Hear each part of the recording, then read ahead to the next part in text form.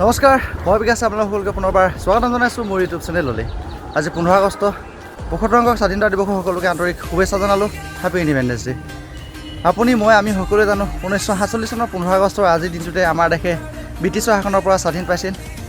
প্ৰথমে সেইসকল বীৰ শ্বহীদক যিসকলে নিজৰ প্ৰাণ ত্যাগ কৰি আমাৰ দেশক স্বাধীন দিছিল সেইসকলক প্ৰণাম জনাই আজিৰ ভিডিঅ'টো আৰম্ভ কৰোঁ বলক।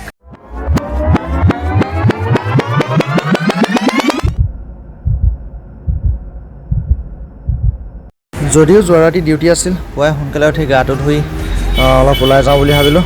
প্ৰথমে চাইকেলৰ পতাকাখন বান্ধি লওঁ। আজি সমগ্ৰ দেশৰ চুকে কোণে গাঁৱে ভূঞে চহৰে নগৰে সকলোতে স্বাধীনতা দিৱস উদযাপন কৰিব। ময়ো যিহেতু ইয়াতে থাকোঁ, কেৰেলাত থাকোঁ, কেৰেলা মোৰ এই ওচৰৰে অঞ্চলবিলাকত কেনেদৰে উদযাপন কৰিব তাকে দেখুৱাবলৈ আপোনালোকক লৈ আহিছোঁ। ব'লকচোন গৈ থাকোঁ আগলৈ, কেনেকুৱা ধৰণৰ কি প্ৰস্তুতি চলিছে আপোনালোকক সকলোখিনি দেখুৱাই যাম। তো মই এতিয়া ৰুমৰ পৰা অলপ আগলৈকে ওলাই আহি আছোঁ। এইখিনিতে এখন স্কুল দেখিছোঁ, ৰ'ব। আৰু মই অলপ দূৰ আহি এখন সৰু স্কুলৰ সন্মুখভাগ পালোঁহি। তো ইমান ধুনীয়াকৈ সজাই পৰাই ৰাখিছে, হয়তো অলপ সময়ৰ পিছতে ইয়াত পতাকা উত্তোলন কৰিব। মই যিহেতু বহুত সোনকালে ওলাই আহিলোঁ ইয়াত, সেইটো কাৰণে মানুহ গোট খোৱা নাই। স্কুলখন দেখি মোৰ স্কুলীয়া জীৱনটোলৈ মনত পৰি গ'ল। আচলতে সেই দিনবিলাক বৰ সুমধুৰ আছিল। আমি একেলগতে গৈছিলোঁ স্কুলত, একেলগে এনেকৈ সমবেত হৈ গোটেইখিনি একেলগতে গাইছিলোঁ। এইবিলাক বহুত ভাল লগা, একেলগতে লগ হৈ গোটেই সেয়া অতীত কেতিয়াও ঘূৰাই নাপাওঁ আৰু এতিয়া বৰ্তমানত বিচাৰি নাপাওঁ। আৰু এইটো হৈছে এটা ডাঙৰ চাৰ্চৰ চাওকচোন কিমান ধুনীয়াকৈ সজাই পৰাই ৰাখিছে। হয়তো অলপ দেৰি পিছত এই চাৰ্চটোতো পতাকা উত্তোলন কৰিব। মানুহ গোট খাইছে অলপকৈ। তো বিভিন্নজনে বিভিন্ন ধৰণে আহিছে, কোনোবাই চাইকেল লৈ, কোনোবাই বাইকত, কোনোবাই গাড়ীত।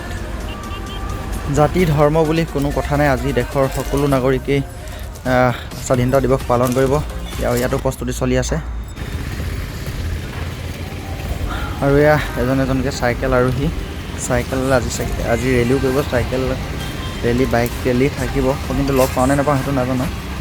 গৈ থাকোঁচোন আগলৈ।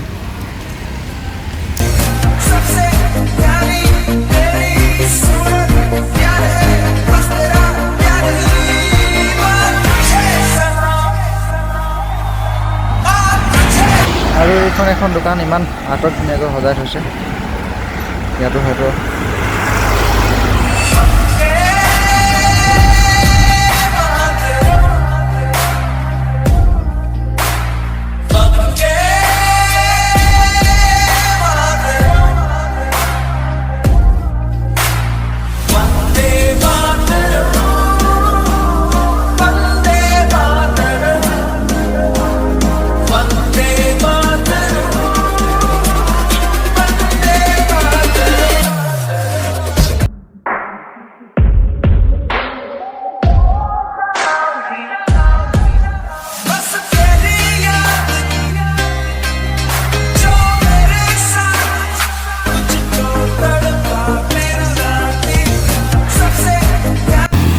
এটা ধুনীয়া মুহূৰ্ত এটা এডোখৰত পতাকা উত্তোলন কৰিবলৈ লৈছে।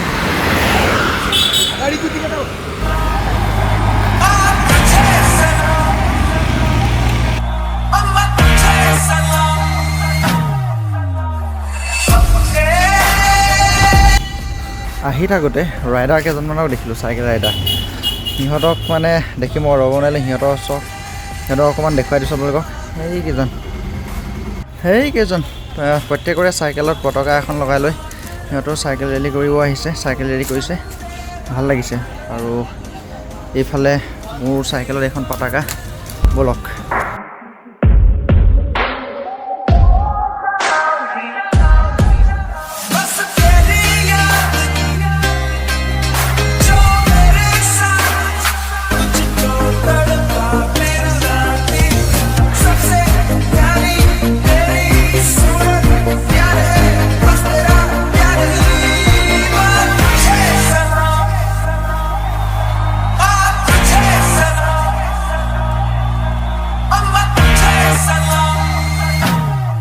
বেলিটো ওলাই আহিছে, আজি কিন্তু চাৰ্চকেইটা বৰ ধুনীয়া ধুনীয়াকৈ সজাই থৈছে।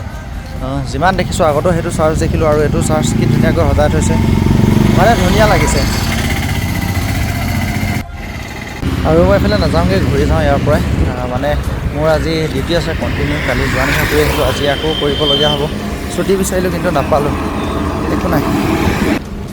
আৰু এয়া মছজিদৰ তলত একেলগে একলগ হৈ সকলোৱে পতাকা উত্তোলন কৰিবলৈ লৈছে।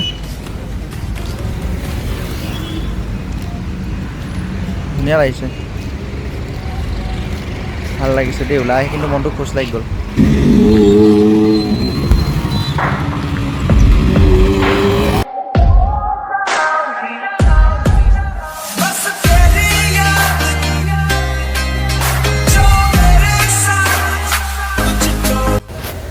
ভাগৰ লাগি গ'ল অকণমান, ৰৈ দিছোঁ এইডোখৰতে।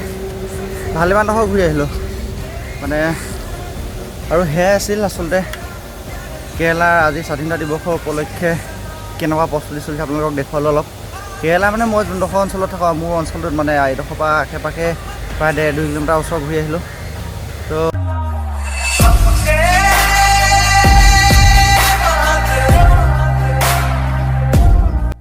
আৰু চাওক, প্ৰথমেই দেখা চাৰ্চটো, এতিয়া ৰ'দটো ওলাই অহাত কিমান ধুনীয়া লাগিছে, কি ধুনীয়াকৈ জিলিকি উঠিছে, মজা লাগিছে।